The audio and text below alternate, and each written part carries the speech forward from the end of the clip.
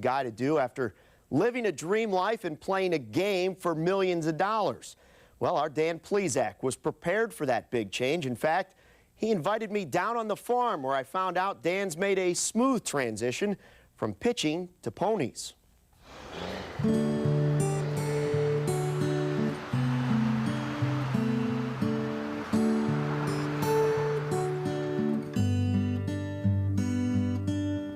A million miles from the mound, on a Northwest Indiana farm, there are hints of a past profession. They got to play at third. He's out over to first. He is out to a double play. Oh, boy. Plesac. Mixed with signs of life after baseball. I would say the horse bug bit me when I was probably about 7 years old, when we had our first horse. My dad's first horse was a horse named Baby Hoey. And once the horse bug bites you, you're bit for life. Big pitch. From 1986 to 2003, Dan Plesac was a horse in Major League Baseball. He pitched 18 seasons in the big leagues, over 1,000 games, and he was a three-time All-Star. But now,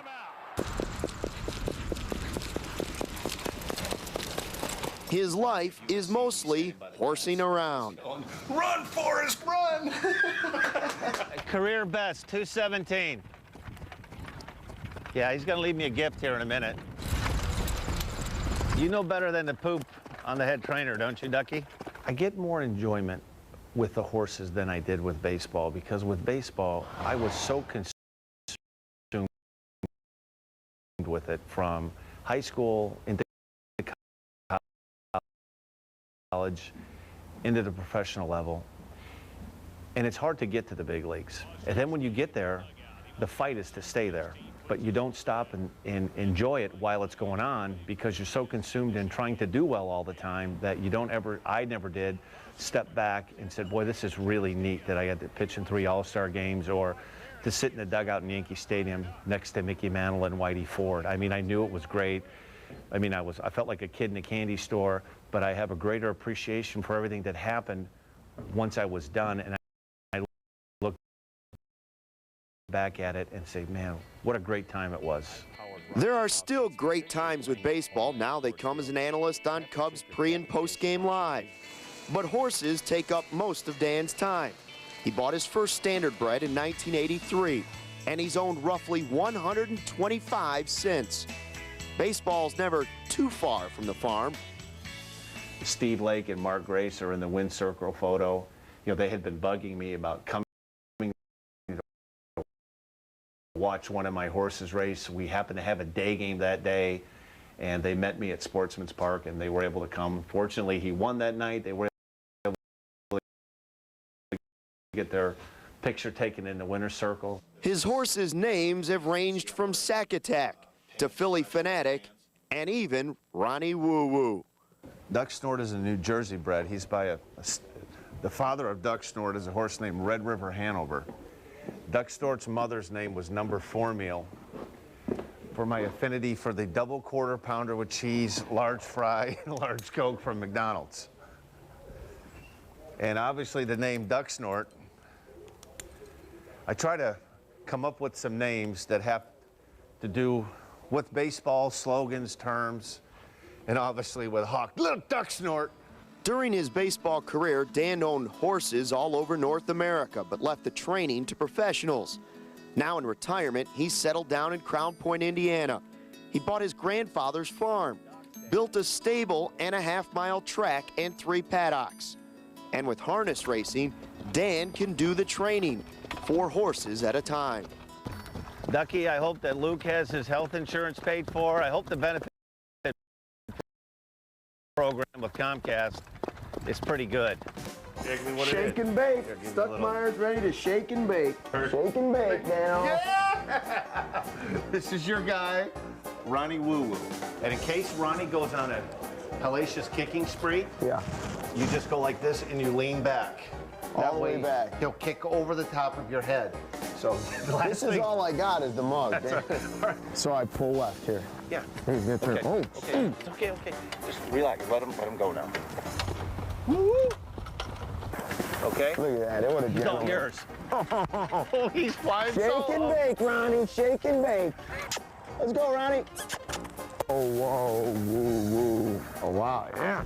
Okay. Oh, I'm underneath it.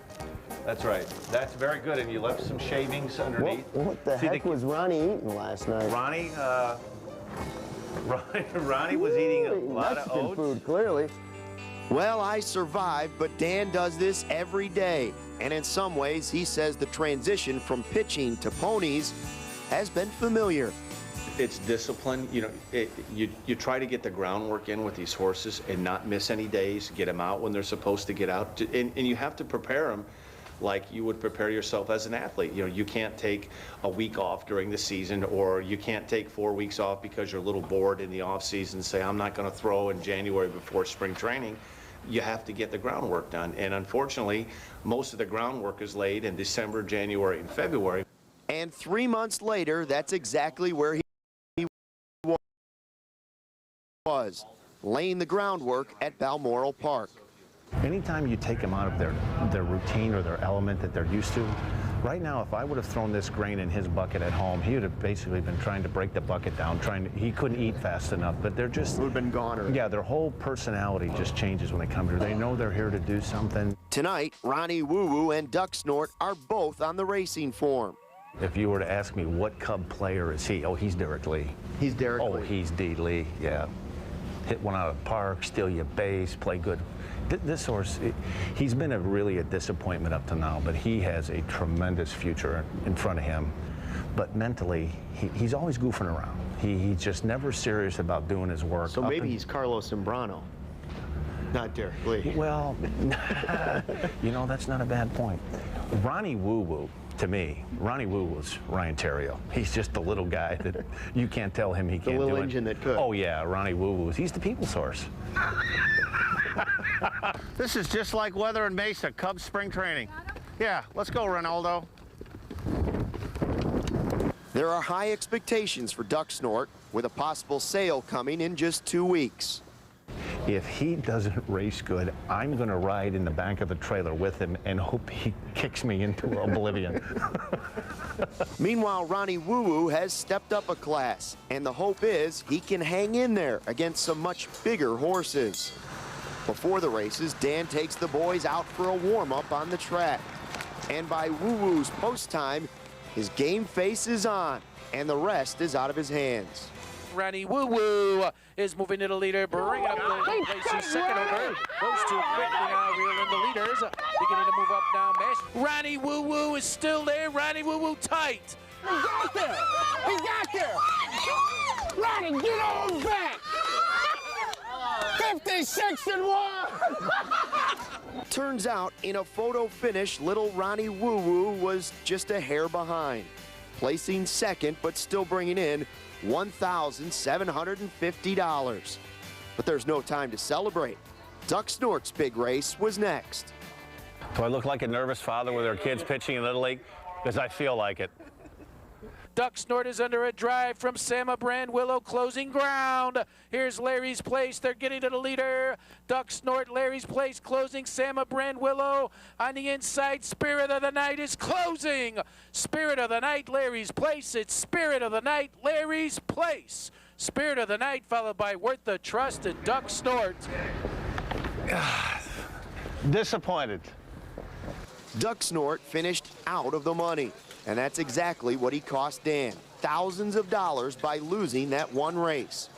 2 weeks later, Duck Snort sold for $27,000. Disappointed isn't the word.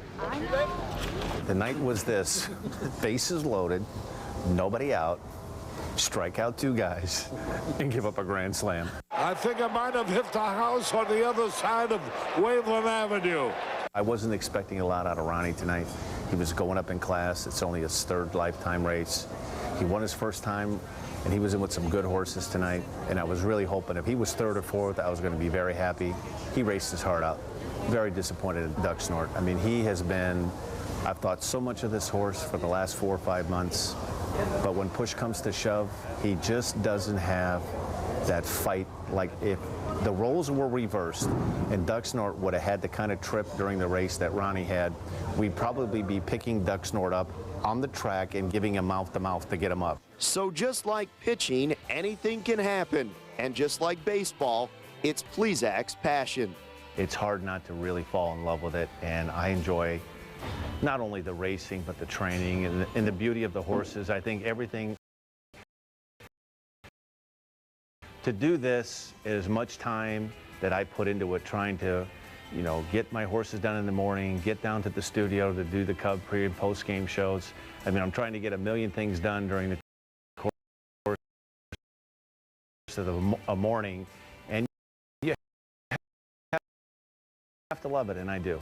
Okay, let's go, big boy. Down on the farm, Luke Stuckmeyer, Comcast Sportsnet. So Duck Snort sold. He already bought a new horse to take his place in the stable. I've been suggesting Stucky Special for a name, or Boyle's Bunyan, possibly. That might That's be a good one. I think that's a winner. I love, so Duck Snort, he gone. He gone. He gone. You can see the passion that Dan had on the mound has carried right into the stables. He's intense when those horses get ready to race. Great piece, great stuff. And Dan, you can see the passion he has certainly in everything he does, from his daughters to certainly the Cubs. And